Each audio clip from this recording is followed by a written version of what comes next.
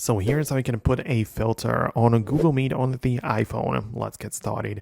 If you're new on the Foxtecc channel, most definitely subscribe so you never miss anything important. Well, inside of the Google Meet, you can join an existing call or meeting, right, or create a brand new one, whatever. But inside of there, in order to change the way your face or the camera looks, just tap on your image in here in the bottom corner and you have the ability to change it up somehow, right? So we have the backgrounds which you can use to add some of your own backgrounds in here, right? Or change it to something else, whatever.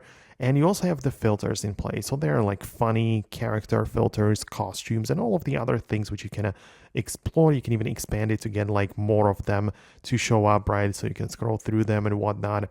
So it's actually pretty useful and kind of funny. Depends on the look that you're going after. Then you also have the appearance, which is like a different style of filtering. So you don't add like these characters or anything, but you added the styles, right? So you, for example, make it look like black and white or like a different color filter.